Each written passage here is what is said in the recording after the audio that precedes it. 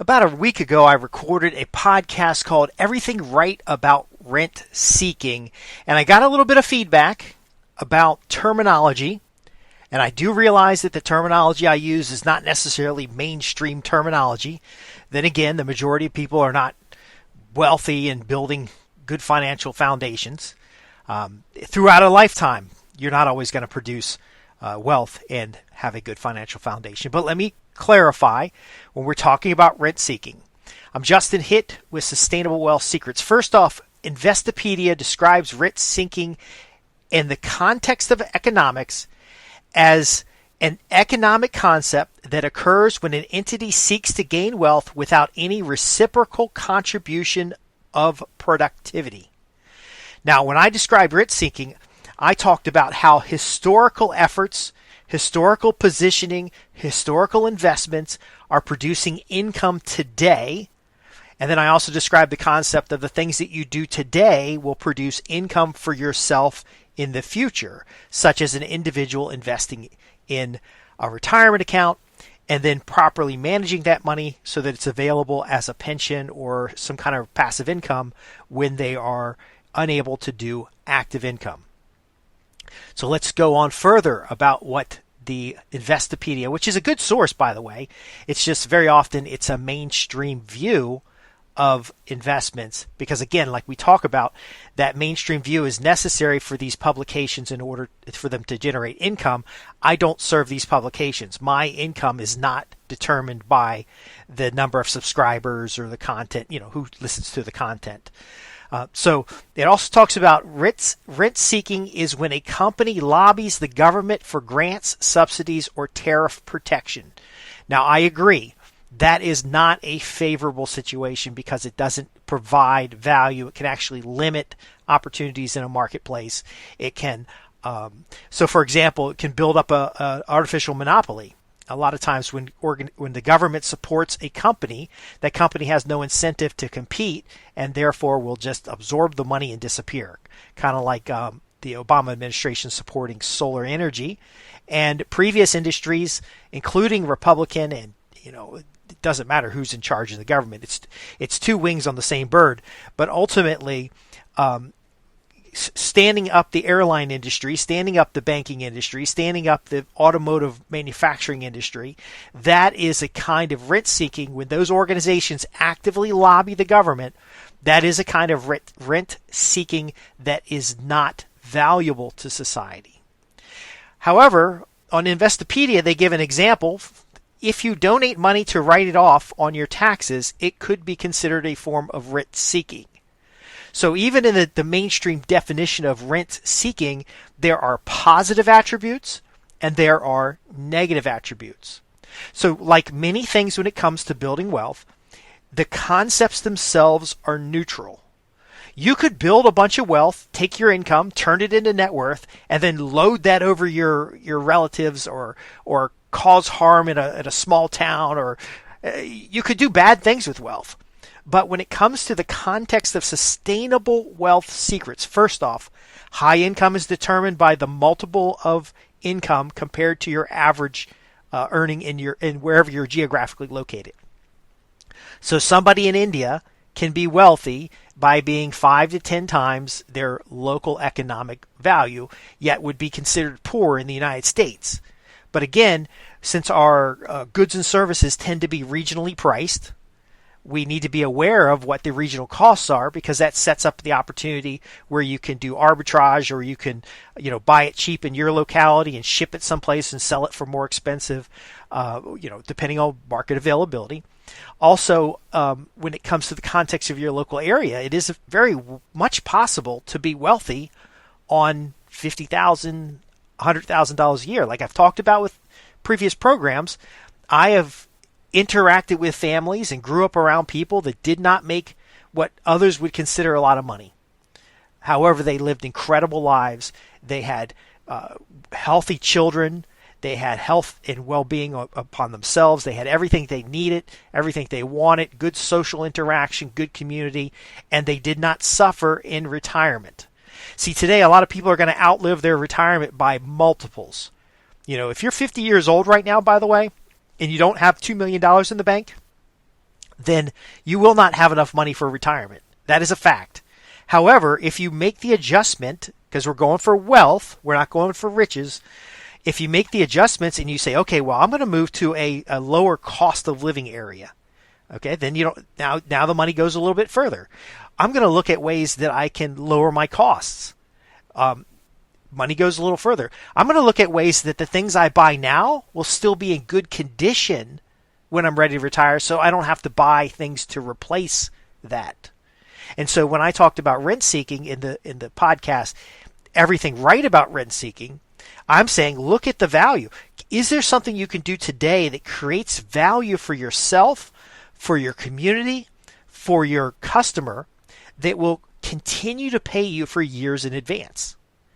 So, for example, if you're going to retire and you could go to a little retirement village and you could have live a great life at the retirement village, everything's there, it's a tiny apartment, it's something you can afford, but you've got to give up all of your assets in order to do so. That's how a lot of retirement villages work. That might not be as beneficial as having a similar small house. So maybe you're going to get an 800 square foot apartment in a retirement village, and you choose to get an 800 square foot house in a community that has the other medical resources that you need.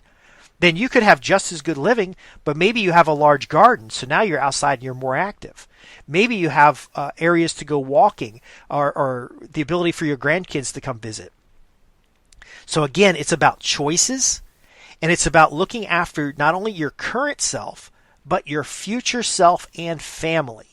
It's about planning ahead. So if you're rent seeking and being aware of the local laws and traditions, and you found an opportunity where you could create a product that you then license out. So for example, you've been a successful doctor, lawyer, and you've got or business owner, and you've got a practice or a methodology of approaching work that you can package up and sell to other doctors, dentists, lawyers, so that they can be successful, and you receive a licensing royalty on copywriting materials or marketing materials, and you receive a royalty on the payment of the kit, and then you're doing some consulting experience. By definition on Investopedia, that's rent seeking. But you've invested already, and you've delivered services already. All you're doing is packaging it up and making it available to the next person. Now, somebody outside of this system of sustainability doesn't see that you just passed along insights. You've now become a mentor. You've had a shift in occupation. And the mentor, the teacher, is just as valuable as the person doing the work, especially if they've done the work in the past and they're sharing practical and relevant experience. It's just because they're not, if they were a construction worker and they own a construction company and now they're sharing on a YouTube channel the construction techniques and methods so other people can better evaluate construction, or they can better do these projects themselves, that person isn't really doing construction anymore, but they're still delivering value. There may not be as strong of an economic value, so they've got to make money by selling courses. They've got to make money by answering people's questions. They might make advertising revenue money. But they're not necessarily preventing a newcomer from getting in the marketplace. Now, lobbying the government to create a licensing requirement that would prevent somebody from teaching the activity. So there's been a number of cases where cities have come in and said somebody teaching engineering principles should have an engineering license, and that was because some other weak competitor raised their hand and said, oh my gosh, if people start learning how engineering works, they're not going to hire us. That's wrong types of risk seeking. See, rent seeking can disrupt market efficiencies. But in the practical terms of the people that are part of this newsletter, you're not going to be able to buy up every apartment building in the region and then jack up prices. So you're not going to have that capacity to cause disruption.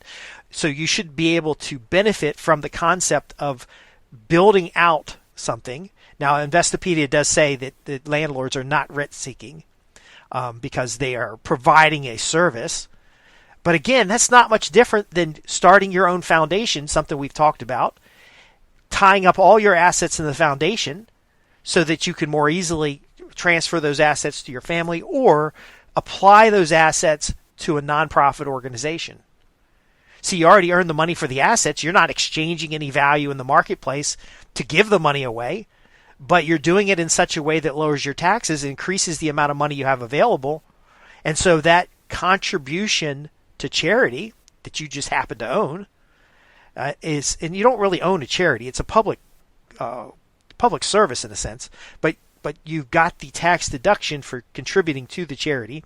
And then you turn around and manage the charity's funds to increase the amount that you can give away.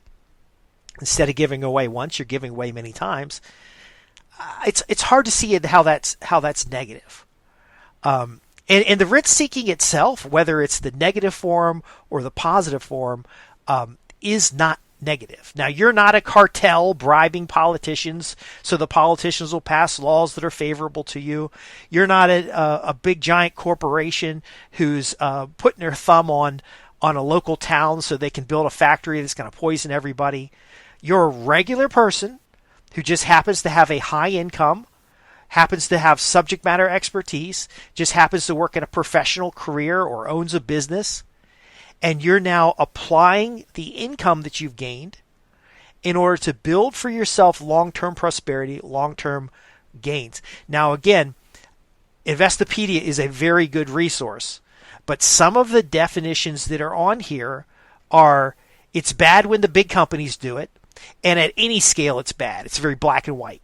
Now, they need to do that to get readers, but just because of a big company's doing it, and you look it over and you say, okay, look, if I buy a few houses and I clean them up and I offer them out, I could be earning income for years. I can get tax breaks now. You know, it doesn't make it bad.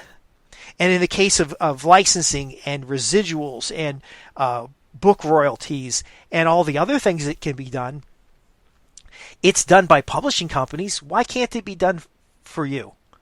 Now, I still stand on the main concept that if you do the same work, whether you do all the same work now or you've done the same work over a long period of time, you should get paid the same. But you got to do the work, and you got to do the work that pays. Now, the audience perception of the work can change over time, that kind of thing. But you want to be in a situation where you are investing today to generate long-term, monthly, regular, passive income. You may not be contributing to the productivity of people, except in a few cases that I described. You know, like if you're packaged up a business methodology and people are using that methodology to increase their productivity, to increase the results. Like, for example, lawyers and accountants and CPAs, you know, you could be 1,000 years old and still be a CPA. There's not a lot of physical labor involved as long as you have the cognitive abilities to focus on the task and things like that.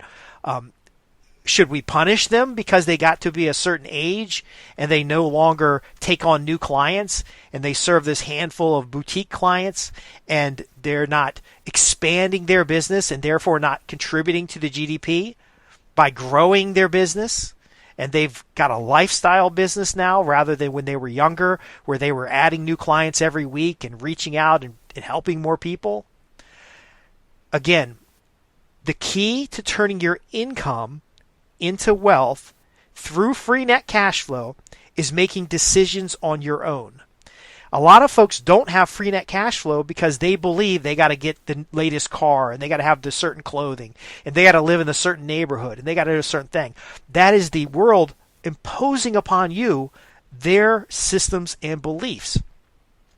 If you're going to create wealth at any scale that is sustainable, meaning it's there for you year after year, and it's continually renewing, it's circulating the funds, it's an asset that cash flows, and that cash flow builds the value of the asset, which increases more cash flow, to make a natural and sustainable system that where wealth is your default, then consider the definitions people put on terms, but ask the reason why. The majority of the advertisers on Investopedia are institutional investors. It is large organizations that use rent seeking all the time to profit, telling you that you shouldn't be doing it. You know, even some of the titles, Is rent seeking illegal? Why rent seeking is bad for the economy? No, it's part of the economy, and it can be bad. Don't get me wrong there, but it can also be very beneficial. If it's rent seeking that is creating artificial barriers for other people to get into a marketplace by regulation, by partnering with the government to limit the market, versus competition that makes it difficult for competitors to enter the marketplace, by good marketing practices and by developing a system for delivering services to a customer, which makes it hard for other people to get into the marketplace. There's a big difference. If you write a book or a report, or you create intellectual property and people are using it in the marketplace and you're paid a licensing fee, at the point where you're done creating the product, you're no longer so-called, and I'm doing air quotes right now, so-called contributing, yet you're now being rewarded for past efforts. There's nothing wrong with that. It may not contribute to this year's GDP. It may not contribute to next year's GDP, but ultimately, you are valuable even if you're using your intellect, even if you're using, we didn't even get into like people who play instruments and entertain. Just be real careful when you're working on definitions. Investopedia is pretty good. It's got a lot of great definitions. It's a go-to resource. But you got to take it with a grain of salt. You got to think about where these people are coming from. I have nothing to lose with you increasing your wealth. But my upside is limited because I am teaching you how to do it without spending. Instead, you're circulating. So unless I continue to deliver value to you, I'm gone. But again, the insights I shared in the past that you're using will keep serving you forever. And so there is some value in the future. Should I put out a book on the topic and you buy the book? Why can't I collect the rent? Why can't you collect the rent? God knows these big companies are doing it every day. The difference is we're asking the sustainability question. Can I keep doing this for a long period of time? If the answer is yes, then you keep doing it. If the answer is no, you adjust your behavior. For the longest period of time, you can collect rent when you reinvest that rent in delivering additional value, building the asset, and then being able to live off the proceeds in a way that continues to create free net cash flow so that you build up that buffer, so that you build up the security for your future self. So I want to thank the folks who wrote in and said, hey, look, rent seeking's bad, because it gave me a chance to counter and provide some context. Rent seeking itself is neutral. How you apply it and where you apply it is what determines whether it's good or bad. That's the way all economic concepts are. Now, how do you know if it's good or bad? Well, I advocate you use math. We'll talk about that some other time. But again, I'm Justin Hitt from Sustainable Wealth Secrets, where we teach you how to transform your income into net worth, into security for your future self, security for your future family, a means for you to sustain in a constantly changing world, and an opportunity for you to develop systems that build your economic value. I'll see you in the next podcast. If you have any questions, visit me at www.sustainablewealthsecrets.com.